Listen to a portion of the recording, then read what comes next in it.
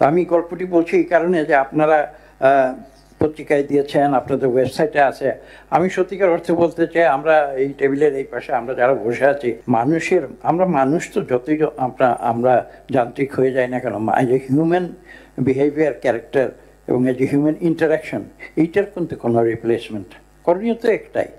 আমরা এই দেশে গণতান্ত্রিক প্রক্রিয়াটাকে আমি একটু আগে বলেছি যে প্রাতিষ্ঠানিকীকরণ করতে চাই, তো একটা সিস্টেমের ভিতরে আনতে চাই। আমরা অন্তত এই যে সুযোগটা পেয়েছি আমরা ছাত্র জনতার যে বিপ্লব, তার ফলশ্রুতিতে এই সুযোগটাকে যেন আমরা সঠিকভাবে ব্যবহার করতে পারি। এবং আমরা অতীতেও অনেকবার চেষ্টা করেছি, কিছু সফল হয়েছি, কিছু হয়নি। আমি বলবো না যে একাধারে আমরা সব ব্যর্থ হয়েছি, এটাও বলবো না একাধারে সব সফল হয়েছি, কিন্তু এই প্রচেষ্টা আমাদের অব্যাহত রাখতে হবে।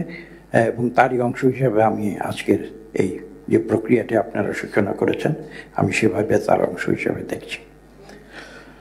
এখানে 11টি বিষয় নিয়ে আপনারা বলেছেন। সে 11টি বিষয় নির্দিষ্ট করে যাবার আগে আপনার যদি পরবর্তীতে সময় থাকে, সুযোগ থাকে, আমার সঙ্গে আমার সহকর্মীরা আছেন, তারাও হয়তো দু একটি বিষয় নিয়ে বলবেন। আমি সাধারণভাবে বলছি সবগুলো বিষয় নিয়ে। তার আগে আমি একটি কথা একটু বলতে চাই। আমি জানি না সবাই আমার সঙ্গে একমত হবেন কিনা।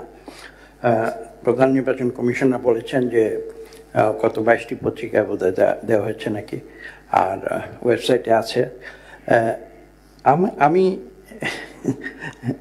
বিনীতভাবে বলছি, আমি কিন্তু একসময় আইসিটি মন্ত্রণালয়ের দায়িত্ব পালন করেছি, এবং আমি এদেশে আইসিটি তথা এদেশে যে টেকনোলজি, নতুন টেকনোলজি বিশ্বব্যাপী, যেটা তো বিশ্বকে তোলপাড় করে দিয়েছে, সেই টেকনোলজির সবচেয়ে বড় প্রবক্তা ছিলাম একসময় এদেশে। তারপরে আমি বলছি যে বাস্তব অভিজ্ঞতা থেকে বলছি, আমি একটু উদাহরণ দিয়ে বলছি। আপনাদের মনে আছে যে করোনার যে কঠিন সময়টা গিয়েছে, প্রায় 2 বছর। আমেরিকার যুক্তরাষ্ট্রের কথা বলছি, সিলিকন ভ্যালির কথা আপনারা জানেন। সেটা হচ্ছে এই নতুন টেকনোলজির এক অর্থে কেন্দ্রবিন্দু। তো কাজে আমেরিকা হচ্ছে লিডার এই টেকনোলজির ক্ষেত্রে। তো তখন আমি 1 মিনিট সময় নিচ্ছি, আশা করি এই তথ্যটা সবার জন্য গুরুত্বপূর্ণ হবে, সেই কারণে বলছি। তো তখন তারা এই আইটি টেকনোলজির ব্যবহারটা যত বেশি করা যায় সেটা চেষ্টা করেছিল। এবং যেহেতু মানুষ বাইরে বের হতে পারতো না, সংক্রমণের সমস্যা ছিল, রোগটা এমন রোগ যে ছোঁয়াচে রোগ, তো বিশেষ করে স্কুলের ক্ষেত্রে তারা বললো যে তারা জুমে অথবা স্কাইপে তারা ক্লাস নেবে এবং সামনাসামনি হওয়ার দরকার নেই, যার যার ঘরে বসে ক্লাস নিতে পারবে।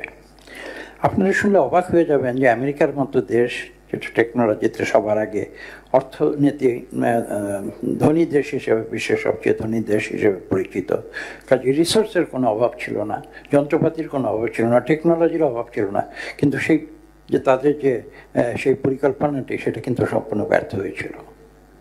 ব্যর্থ হয়েছিল কী কারণে? একটি গুরুত্বপূর্ণ কারণে, সেটা হচ্ছে যে ল্যাক অফ হিউম্যান ইন্টারাকশন। ওই যে 2 বছর তারা ভেবেছিল যে অসুবিধা কি, আমরা তো সবার সঙ্গে যোগাযোগ করতে পারি, ক্লাসে যেভাবে পড়ায় সেভাবে আমরা পড়াতে পারি, ঘরে বসে থেকে সারা আমেরিকা আয়তনে অনেক বড়, 330 মিলিয়ন জনসংখ্যা, শিশুরা আছে, স্কুলে যায়, কলেজে যায়, তাদের সব লেখাপড়া আমরা অন্তত চমৎকারভাবে এফিশিয়েন্টলি টেকনোলজির মাধ্যমে করে দেব। বাস্তবে সেটা হয়নি। তো আমি গল্পটি বলছি এই কারণে যে আপনারা পত্রিকায় দিয়েছেন, আপনাদের ওয়েবসাইটে আছে। আমি সত্যিকার অর্থে বলতে চাই, আমরা এই টেবিলের এই পাশে আমরা যারা বসে আছি, আমি নিজে টেকনোলজির অল্প বিস্তর জানি, বেশি জানি না হয়তো। আমি নিজে কিন্তু এই এত কিছু সত্ত্বেও আমি আজকেই জানলাম যে আপনারা পুরো বিষয়টা আপনার ওয়েবসাইটে দিয়েছিলেন এবং এইভাবে আমাদের মতামত চেয়েছিলেন। আপনি বলেছেন যে অনেক মতামত হয়তো পেয়েছেন। আমি জানি না বাংলাদেশের প্রধান রাজনৈতিক দল তারা আপনাদের ওয়েবসাইটে কোনো মতামত দিয়েছে কিনা, আমি সত্য বলতে পারবো না। না, দল দিয়েছে। কিভাবে দিয়েছে? লিখিতভাবে দিয়েছে না টেকনোলজির মাধ্যমে দিয়েছে, সেটা আমি বলছি। হ্যাঁ,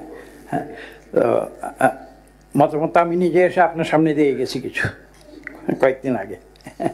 তো সেটা কথা না, কথা হচ্ছে যে এই যে আজকে মিটিংটা ডেকেছেন, এবং আমি প্রথমেই বলেছি যে অত্যন্ত গুরুত্বপূর্ণ আমি মনে করি। এই যে মানুষের, আমরা মানুষ তো যতই আমরা যান্ত্রিক হয়ে যাই না কেন, এই যে হিউম্যান বিহেভিয়ার, ক্যারেক্টার এবং এই যে হিউম্যান ইন্টারাকশন, এইটার কিন্তু কোনো রিপ্লেসমেন্ট নাই।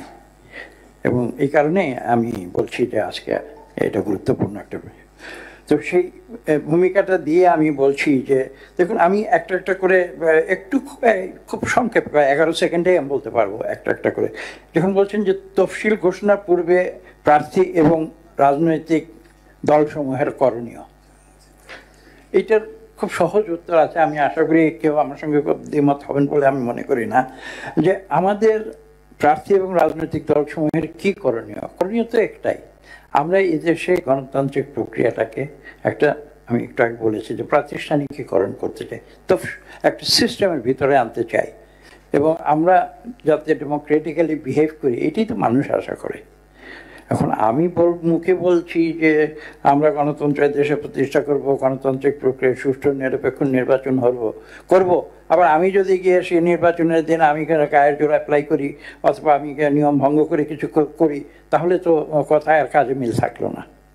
তো কাজে এইটা নিয়ে আমি কোনো দ্বিমতের কোনো অপকার দেখি না। এক নম্বর, আপনারা যেটা বলেছেন, প্রার্থী রাজনৈতিক দলের একটাই করণীয়, আমরা নিয়ম কানুন মেনে নির্বাচন করব। আমি এখন সহজ কথা বলি, সহজভাবে বলে দিলাম